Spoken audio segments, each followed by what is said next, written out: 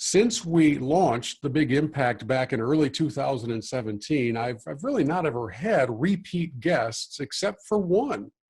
And Stephen Mansfield is that one. This is the third time he's been with us. And I think, Stephen, as we begin our time together and our conversation together, it's fair for me to say that this gathering between you and I has you pretty fired up to talk to men largely about the contents of your new book, Men on Fire. It's good to see you again. It's good to hear your voice again. And am I right? Are you a little fired up? Bill, it's good to be with you, buddy. Yes, I'm very fired up about this book. In fact, the title of the book is Men on Fire, as you know. But I've written two other books for men. They've both done very well. One did exceptionally well because some prominent people got excited about it. Mansfield's Book of Manly Men got exceptional coverage and sold well. But this book is more personal with men. It digs more into their souls. It hits harder. And so there's something about this book that's got an excitement factor both in my soul and in the response I'm seeing from men that really, really thrills me. Is it different to begin the writing process of a book that's more geared towards heart content of the audience than it is maybe policy issues, history, that kind of thing? When you're really digging into, I guess, what you would call those areas of life that can make someone uncomfortable, what's the process? How is it different? Well, the simple way for me to say that is that when I'm writing this kind of book, I'm writing from the inside out. I'm thinking about my struggles with whatever force might have tried to destroy me. I'm thinking about my days of loneliness. I'm thinking about male suicide rates. And I've never been tempted to suicide, but I still think about the lonely days and the dark nights of the soul when I guess that could have been an option. So you're writing from the inside out. When I'm writing the big books on Lincoln or presidents or what have you, it's writing from the outside in. I go and get the information and bring it to the page. So this kind of book is more personal. I tell more personal stories. I'm gutting myself on the page, so to speak, bleeding on the page. But at the same time, it is more thrilling and more tiring, both at the same time. But once it's done, it's edited, once it's on the page, I get very excited about it because I'm speaking to men in the most personal terms possible. There's not a man who will pick up this book who won't find his innards, a map to his innards in some way. And that excites me. That really excites me. Well, here we are at an unusual time in history, in the history of our country, really in the history of our world, with what's shutting down and changing through pandemic times, racial unrest throughout America. We are seeing, talking about men, we are seeing anger pour out in ways that we haven't seen for a few decades, at least, right? With various race riots and things like that. And I have a theory, and you're the expert. You can tell me if my theory has any validity to it at all. I really don't think, Stephen, that if someone was raised by two loving parents with a solid male role model, I don't think you throw a brick through somebody's window and go take a 65-inch TV as a rational excuse for your anger. So the timeliness of your book, I don't think could be any better. Am I onto something here? Have we seen the abdication of the role of leadership by men now playing out on our streets across America? Yeah, there's just no question about it. What comes to mind as you talk is an African proverb from the African villages that I really love. And it is, if we do not initiate the boys, they will burn the village down just to feel its warmth. Now, there's real truth in that. And as I look around the world, I see young groups of untethered, unfathered, unmentored, unprincipled men. In ISIS, as you know, I do a lot in the Middle East. I have some connection to work with ISIS, street gangs, these riots that are going on, other types of things, where young, angry, unfathered, untethered, unprincipled men are producing devastation. Now, by saying that, I don't want to take anything away from the legitimate protests of a social ill that we have. It is wrong, and I speak as a Christian and a conservative, so I'm not some anarchist radical. It is wrong that African American men are dying once in the custody of the police in the ways that they are. And I've been on the streets in those gentle protests with my African American friends. My daughter has in New York. So we're a family that, I don't know if you know much about my family, Bill. We're friends, but I may not have told you. I've got a half a dozen African Americans actually in my family. And I attend a largely African American church in DC. So I'm not one who's going to say that all of this is illegitimate, but the violence is. Certainly the throwing bricks to windows, the looting certainly is. And yeah, you're right. That is the fruit of not fathering a generation of young men well. And so there's always going to be this undercurrent of rage. There's always going to be this undercurrent of, as the African villages say, of the young men wanting to burn the village down just to feel its warmth. And I think that is what's going on today. What a powerful concept to think about that. And the cry for attention, the cry for would somebody just care enough about me to do something to me. I think in many ways, not to pretend to be a pop psychologist or anything, but you can dig deeply into the various forms of self-harm and different things that are frequently populating the emergency rooms of our country, and it's often a cry for help and a cry for attention. So here we are now looking at where men are, and I hate to do this, but you probably have to do it every time you do an interview. We should give our disclaimers. The asterisks. Stephen Mansfield is pro-female. He likes females. This is not a book that is written to the exclusion of wives, girlfriends, daughters, grandmas. It's written to benefit them. No question at all. In fact, in the book, I say, don't be afraid of this. I certainly understand why a woman might get nervous if her husband's reading a book about men or going off to a conference about men, and how is he going to come home? What's he going to start demanding? What's he going to start expecting? We've seen that go badly before, and women certainly have. So I tell women in the book, don't fear this. If you will encourage the process this book is trying to inculcate in the men you love and the men in your life, you will be better loved. You will be better served. You'll be better launched to and helped in the things that you feel called to do, breaking every glass ceiling. You will be nurtured and protected and cheered on and all, etc. So absolutely, if I wasn't concerned about what the word feminist means in our modern culture, I would call myself a Christian feminist, in the sense that I'm an absolute advocate for women fulfilling everything God's ordained for them to do. And that's not just barefoot pregnant in the kitchen. You've met Bev. You know that I am married to an overachieving, famous, wealthy, accomplished, awarded woman. And there's no barefoot the pregnant going on in our kitchen, in our house. So I appreciate you saying that, because I'm an advocate for women. In fact, one of the best things I can do for women is to help fix the problem with men in our generation. Well, and one of the things that I don't want to have happen in this conversation is for someone listening to the first 6 minutes of our interview and automatically turning it off because, well, I know where this guy's coming from. He just doesn't like women. So we'll put the asterisk out there. We'll get the disclaimer out there. We know better than that, Sure. But maybe not everybody does.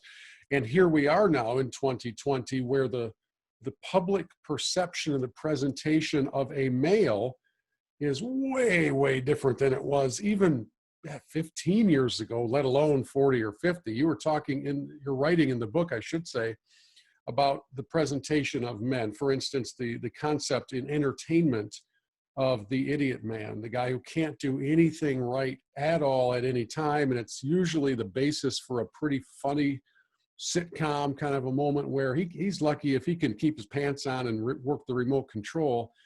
And I don't know how that got started, but probably the bigger question is, how did it continue? Because it kind of seems to still be the perception of a lot of males. And I don't know, culture seems to have bought into it to the detriment of men everywhere. How did we get there? Well, I'm sorry to say it so harshly. We got there because it's not just a TV stereotype. It is a legitimate reality on the streets today. I love men. I think being a man is a glorious thing, but a lot of men today are not working to be competent. They're overweight. They're couch potatoes. And so when I see this guy on television who infuriates me, the idiot dad, who's doing a happy dance because he found the remote control in the couch, and his wife and his kids are in the kitchen rolling their eyes at the idiot this guy is. I know it's a stereotype, and I don't like seeing it, and it angers me. It's one of the reasons I wrote this book.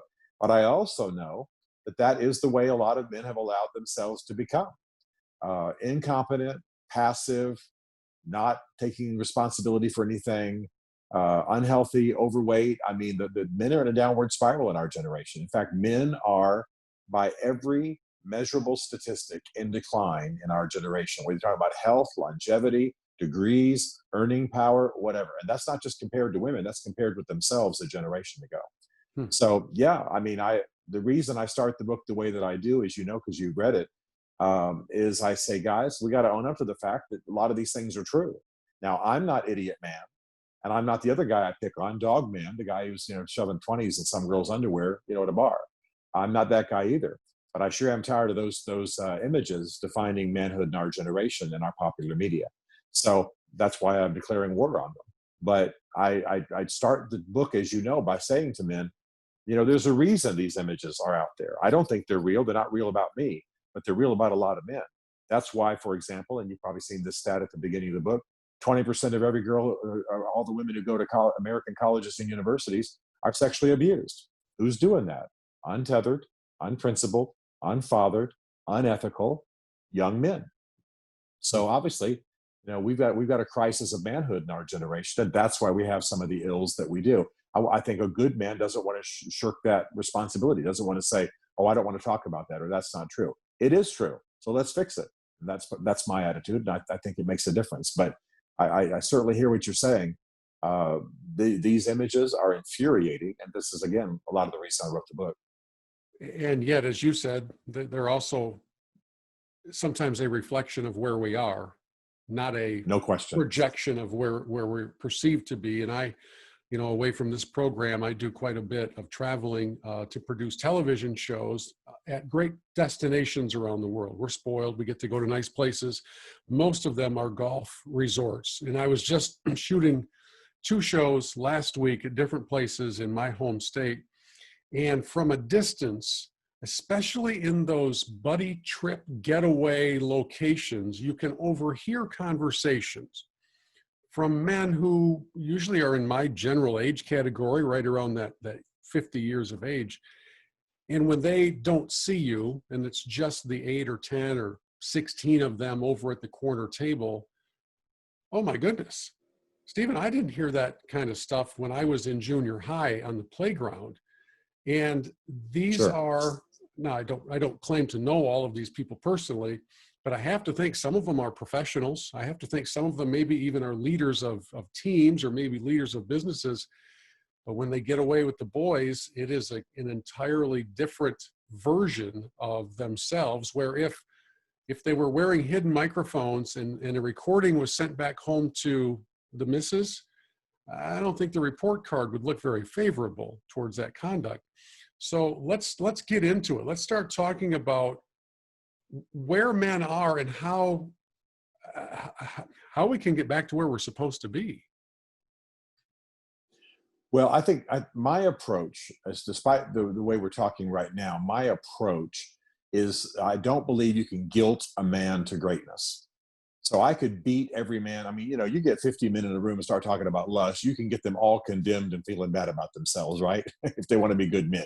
You get them talking about, their distance from their sons and their daughters, you can get them guilt. I don't believe guilt makes a man great. So what I try to do is show a man the greatness of what it is to be a man. I try to show him really the glory of being a man, the good of being a man, how God's made him to be. What the strengths of a man are, what he can do in the world, the good things he can do, why he's made that certain way. And once I do that, men start to ascend. That's the wonderful thing. It's like show them what they're made to be. They're miserable being what they are, and so they'll begin to rise. It's my contention that those idiots that you are overhearing at some of these resorts talking in nasty terms, these men aren't fulfilled. These men aren't happy.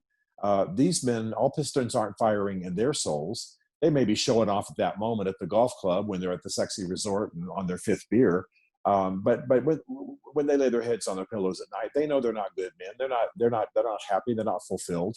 And so if I could show a man what fulfillment looks like, if I could show him what God's purposes look like, if I can show him what noble men of the past have accomplished in the way they've lived, and bring all that together, now they begin to rise and ascend. Well, the petty things start to drop off. Like you can imagine what I think about porn. I think it's a disease in our generation, but I don't talk about it a lot, because if I can show a man what it means to be a true and a good and a great man, the phrase I like to use, well, then he'll drop off porn because he realizes it's a cancer on his soul. He won't be getting drunk. He won't be 500 pounds overweight. He won't be these other things. I don't have to lecture about each one of those things. I just show him who he is and coach him to get there. And then he decides to take hold of that higher vision of who he is. So I think we can turn it around. But I think we have to step in and show men who they can be. Let me just say one thing very quickly. One of the most exciting statistics I know is that, and excuse me, by the way, we've got construction going on in the area, and you may be hearing that over the mic. We can't do anything about that, but I hope it's not disturbing. The most exciting statistic I've heard of late is that if you have an unfathered young man, no father in the home, but let's say you and I step into his life as friends or uncles or just guys in the community, we can make as much as an 80% difference. Now, in other words, we can provide as much as 80% of what a father would have provided. Now, I'm not saying I prefer that over having a father in the home, but isn't it good to know that we can turn a young man's story around just by getting engaged? So you see where I'm going.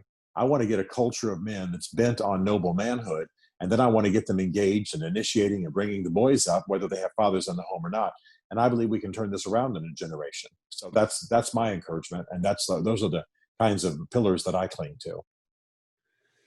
We are honored to be speaking with Stephen Mansfield today on The Big Impact. His new book is called Men on Fire. And if you can get through the pages of this book, or in my case, the electronic version, the screens of this book, and not come away challenged and called to a higher plane of manhood than you are currently enjoying right now, then I don't know what you're reading.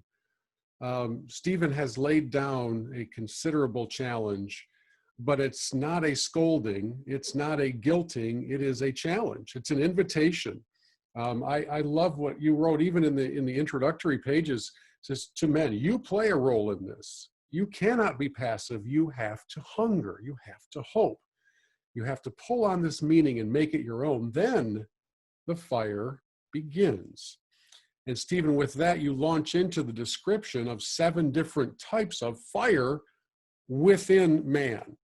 And you start right out of the gate with one that just kicks me right in the teeth, and that is the fire of heritage. Now, before I ask you to share the illustration that you open the book with, I come to this conversation and this topic having been adopted at the age of 3 weeks old, right? So my heritage, I don't really know what my ancestors did. I don't know if they plowed the fields, if they discovered gold. I don't know if they owned slaves. I have no idea. What I do know is that 52 years ago, Bill and Mary Hobson found 3-week-old Billy in a Detroit orphanage and brought him home. And my heritage, as far as I know, starts then. Now, I know some of my dad's background, my mom's background, but when you talk about going back for centuries, I don't have that answer. It's still not an excuse. There is an incredible appeal to learning where you came from so that you can either continue it or maybe break the chains or break the cycle and improve where you're going, right? Absolutely. Absolutely. And I love this chapter. I appreciate you pointing it out. I grew up the son of a U.S. Army officer, very high-ranking and very awarded. My grandfather also was a high-ranking and awarded Army officer who served with MacArthur. So I grew up in a culture, a family culture, thick with heritage. I had the opposite of you. I mean, it was just thrown at me all the time, and I'm grateful for it. But we are made to have some sense. To be inflamed, to have our heart set aflame and have a dynamo going inside of us that is a deposit from what came before us. And even as in your situation, where you may not know your exact biological family history, you can obviously draw a heritage from your nation. You can draw a heritage from your ethnicity. I'm Native American, for example. Let me bore you for the next 2 hours with what I know about my Native American forebears and their nobility and some of their habits. I mean, I know the negative side too, but you want to talk about Geronimo or Cochise, baby, I'm on it. And that's part of my heritage and it lives in me. So, and they're not just criminals on the Western frontier. They're noble people, as are the Cherokee, which is what I am. So all of that to say that I am thrilled to help men. And as you know, because you've read the chapter, it can be as small as just a little gem of a story from one person in your family line, and that can become part of that heritage. So I believe men need to be animated by what comes before them. And that can be from your adoptive parents, as in your case. It can be from the story of your ethnicity and your people tribally, so to speak. As in my case, it can be from your region, from your nation. But you need to let burn in your soul the gifts of those from whom you descend.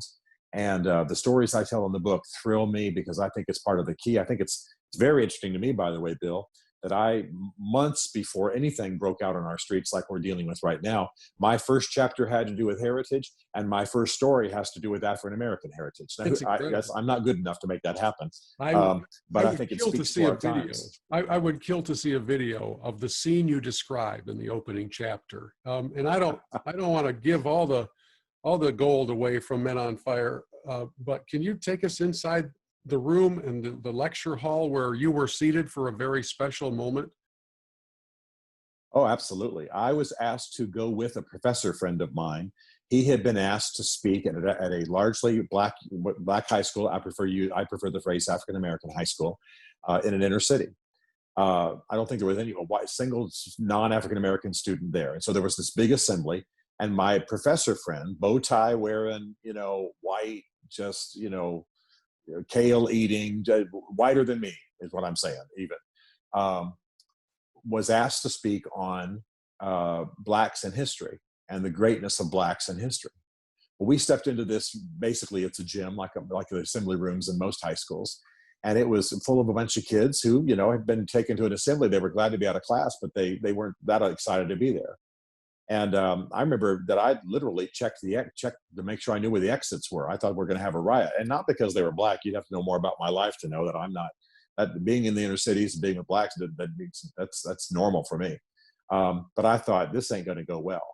So my friend got introduced, and he stood up there, and he said, "I've been asked to tell you about the contributions of Blacks to history. So let me tell you. Let me tell you who you are and what lives inside you." And for the next 30 minutes, he told those kids, who started out bored as they could be, rowdy. The principal had to call them down like every assembly in the history of the world. He started telling them about Blacks in the Bible.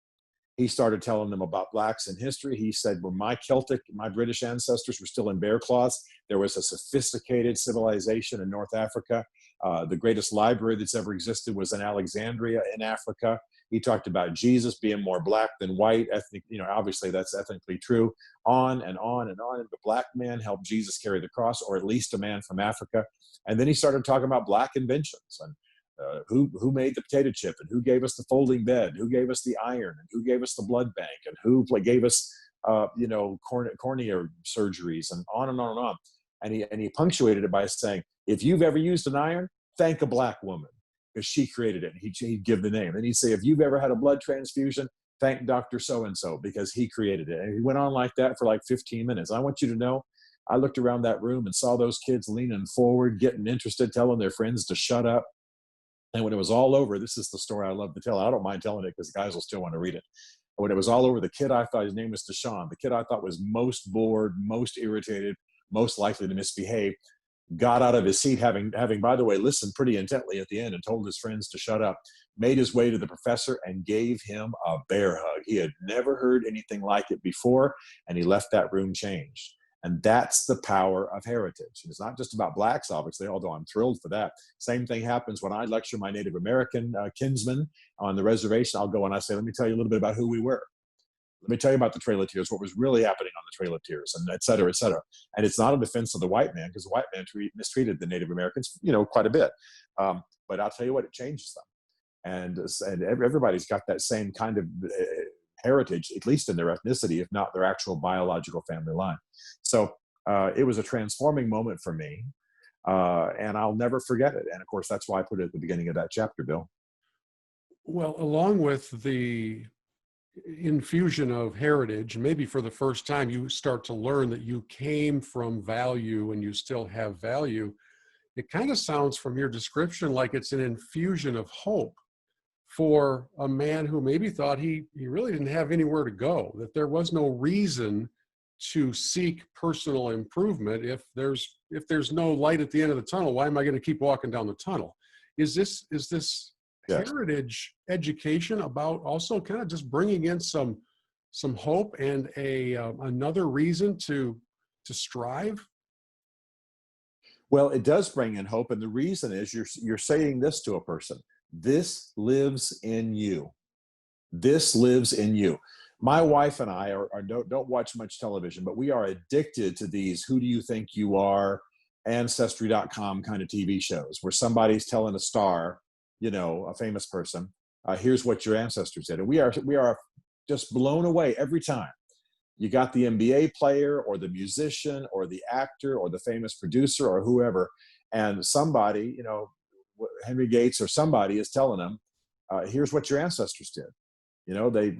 They came out of slavery and they bought land and then became famous farmers, or they, whatever it was, Jews escaped, your Jewish ancestors escaped Auschwitz and let others out, or whatever it was.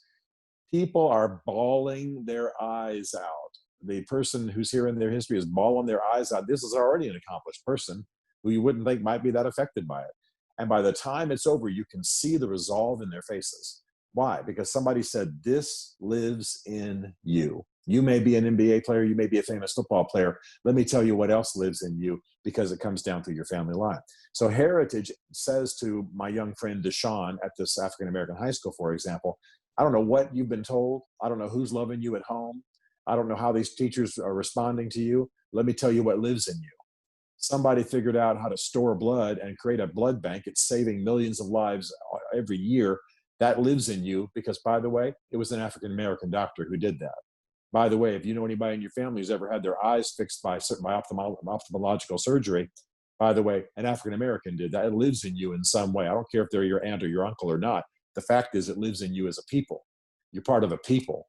I'm telling you, I've watched it. So yeah, it gives hope, not just because some Black person or some Indian person or some Asian person somewhere accomplished something, but because this lives in you. Now you got potential. You may not have made the football team, but you got genius living inside of you. You may not have made the band, the marching band, and the teachers might find you not that good at math. But the fact is, you got greatness living inside of you. Now there's a reason for you to strive on. Now there's a reason for you to work. Now there's a reason for you to try to perfect the excellence that's already inside of you. And I got to tell you, I haven't gone back to that high school in recent years, but we went back years ago just after that professor went. It had changed that high school. It had changed that high school. And I back to a point you made earlier, Bill, I think that if a lot of the kids, a lot of the young ones who are engaged in the looting and the violence on the streets now, again, I'm not talking about the legitimate protests, because I think there's value in those.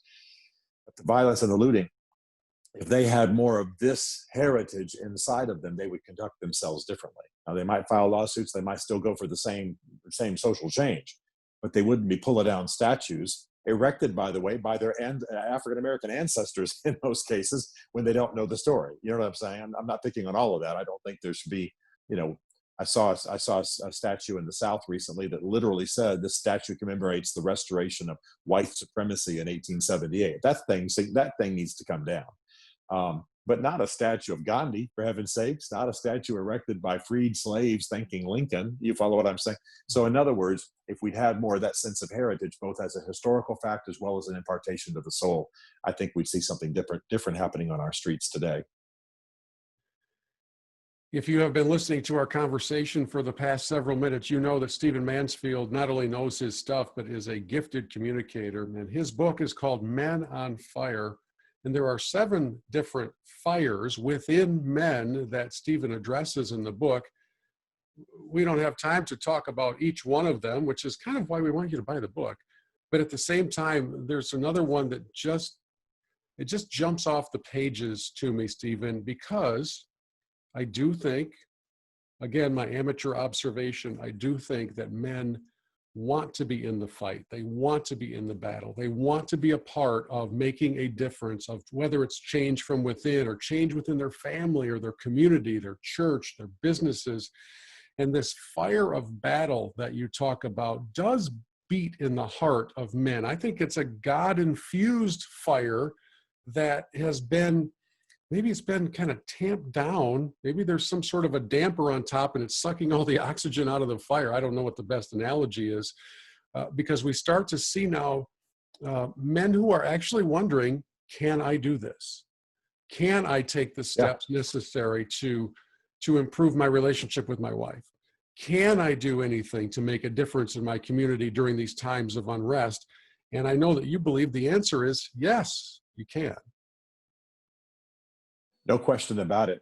I think we have a generation that has not been taught, a generation of young men who have not been taught that battle and being a warrior is not a negative thing if it's done ethically and done the right way, that every man has to battle, has to war, has to know how to contend. And a lot of the things that make men the best at what they're meant to be is about battle. I battle for my health. I battle to control my lesser drives. I battle for the well-being of my wife. I battle for my friends. I have a band of brothers. One of them goes into the pit of despair and he battles depression. We have to fight for him. I go to war for him. I pray. I fast. I stand with him. I'll sit up at nights. We'll pull in. We'll fight. We're going to get him through this. I fight for my children. And yeah, I mean, I'm not hiding from the fact that in this generation, every man probably ought to know how to defend himself. I'm not necessarily saying you ought to stock your house with guns, but I want a guy to know basically how to protect his wife when they're walking down a city street. But that's not the main reason that I talk about being a warrior. You war for the best things in life. You war for the things you're meant to protect. You war for the good of others. And I've had to battle for my children. I've had to battle for their lives. I've seen my daughter's skull split open because of an accident and then looked inside and seen her brains and had to battle in every way to help her through that at that time. She's great and awesome now, 30, living in New York, living a thriving life. But you got to battle. You got to battle through all kinds of things. We got to battle financially. We got to battle, etc. So thinking about it in terms of war, it's a little easier for me maybe than some guys because I've lived close to martial culture, military culture, given my background. But it's something that we can adopt. I just don't want a generation of men to be watching warriors on television and admiring them, admiring Braveheart, and absorbing none of that spirit into their souls so they can contend for godliness, they can contend for peace and wholeness in their home, they can contend for the well-being of others, etc. So I think it's an essential aspect of the art of being a man and one of the fires that I want to have inside of men. In fact, I consider myself a warrior for men. And I think of myself, I think of myself most clearly as I travel the world talking to men, when I think about myself as a happy warrior for men. That's what I'm about. I'm not negative and I'm not violent, but I am contending for the souls of men in my generation. And so that framing helps me as it does in every area of life. And I think it will every man. As you and I speak, I'm sitting at our place in the Upper Peninsula of Michigan, out in the middle of nowhere. I mean, middle of nowhere.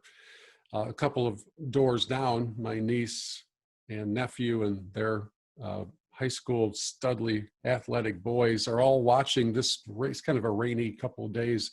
They're watching the entire Rocky movie series.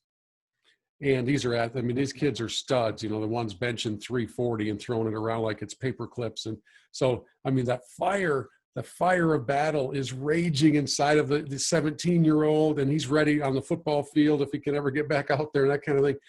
I think of, going to see Private Ryan and how I wish that every high school senior in America was required to watch that before they could get a diploma. You think of all of these incredible moments of heroism that come out to us on the big screen, the silver screen, and are highly successful movies, right? The box office is through the roof. Why? Because it appeals to what is raging inside of the heart of men. Those are not movies where you're going to take your date. Those are movies where you're going to go with your buddies. And I'll never forget this, Stephen. I went with my dad when Private Ryan first came out. My dad doesn't go to movies ever. I've seen two with him in the last 30 years, Rocky III and Saving Private Ryan. In Rocky III, he was yelling at the screen. He wanted Rocky to beat Clubber Lang so badly, he was standing up and yelling at the screen. And in Private Ryan, we went to a late night show, and we were the only two in the back of the theater. And down front, there was a group of 8 or 10 veterans. They all had their hats on, and that was it. The movie had been out for a while. And a somber, serene feeling, both before, during, and after that movie, as those men filed out. And my dad, who was very talkative, was totally silent.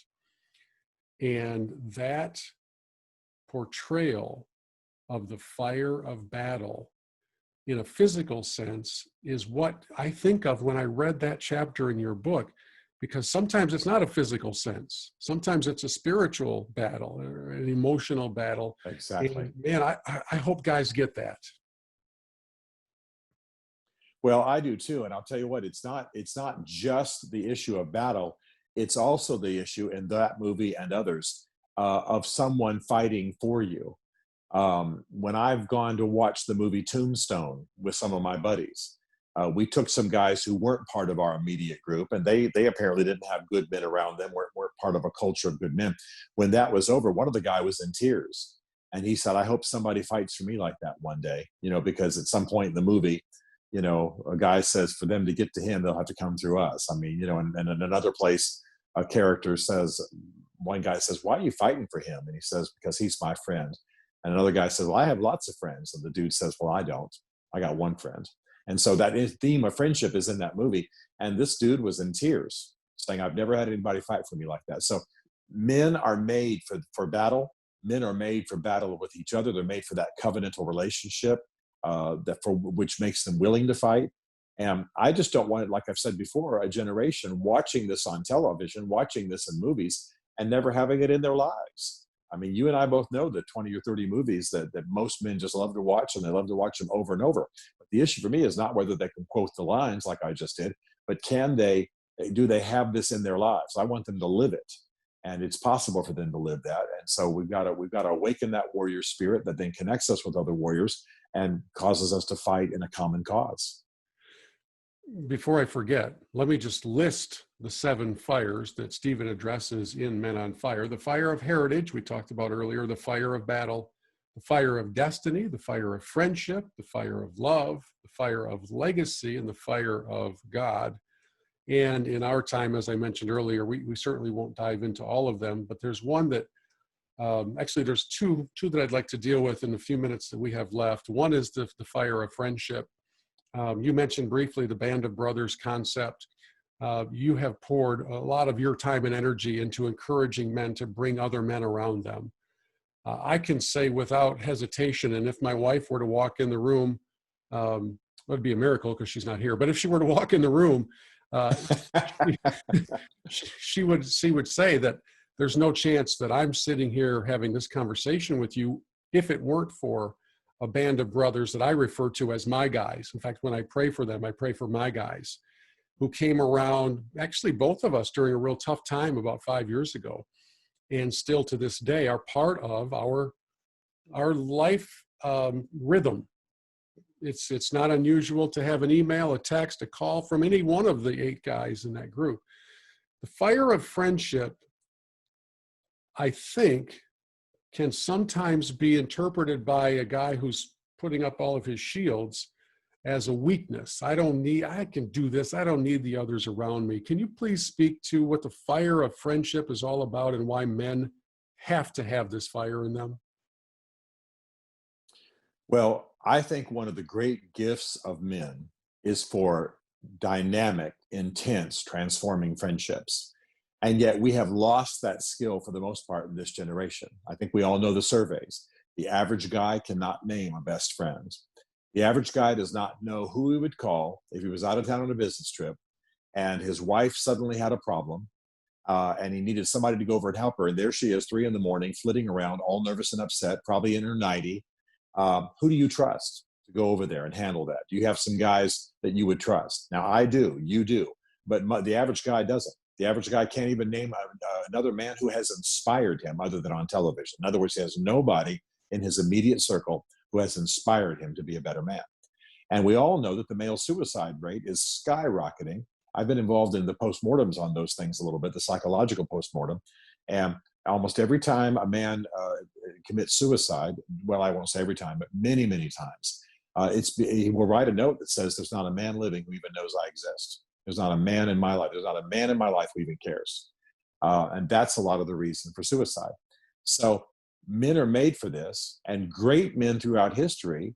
We have phenomenal stories of friendships that have changed history, because when a man has a friend who believes in him, who coaches him, who challenges him, with whom he can have some fun and some smack talk and rowdiness, but who's helping him be a better man and see what he doesn't see, the man becomes more than he was before. He achieves more. He's happier. He's more fulfilled. We're made for those friendships.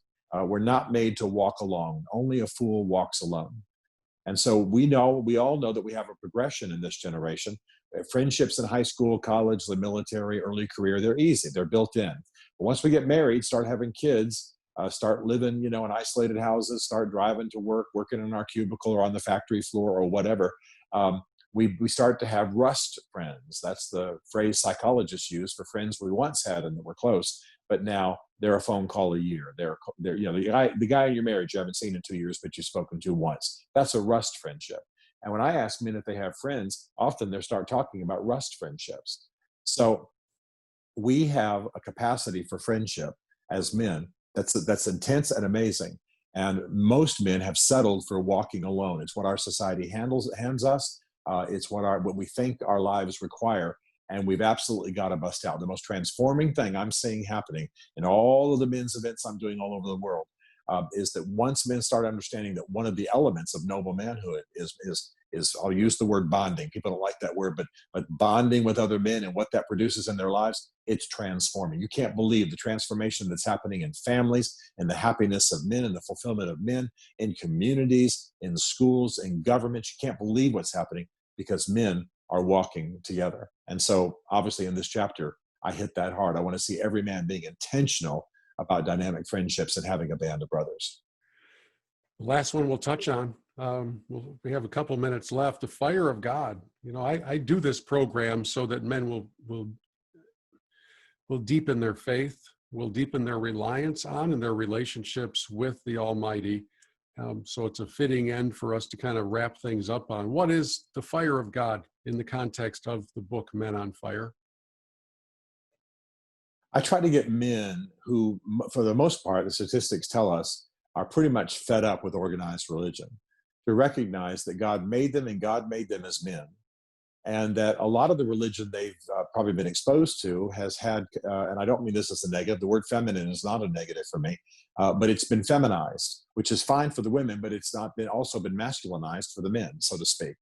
And so I try to get them to realize that, a lot of the content of religion is masculine and powerful and feeds men's souls. I quote Rabbi Daniel Lapin, a dear friend of mine, as he retells the story of the Exodus with a man theme that's going to blow your mind when you read it.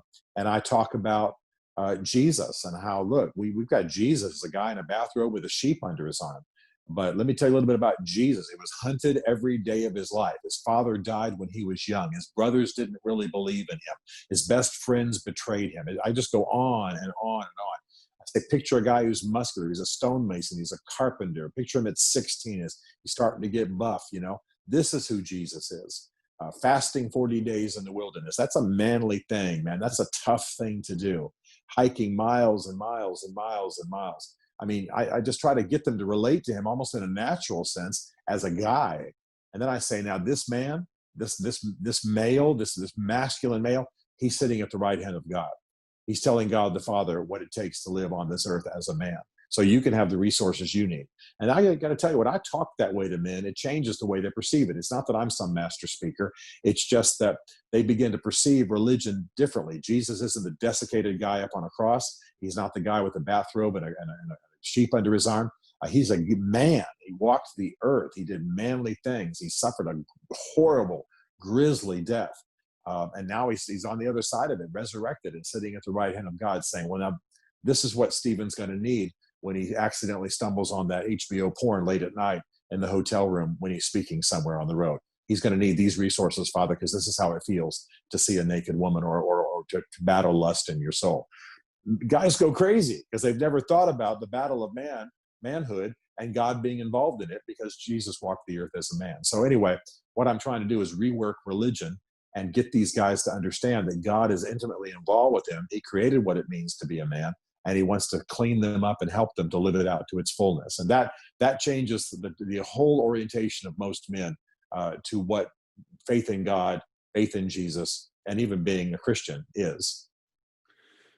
Well, whether you're a male listening to this conversation, or perhaps you're a spouse, maybe you're a wife, and you wondered if there was some way to grab the attention of not only your husband, but the men in your church and the men in your community, you've gotten a little taste of it here in our conversation with Stephen Mansfield.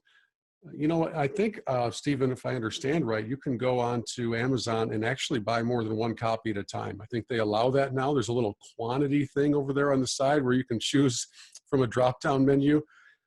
Might I recommend? Yes.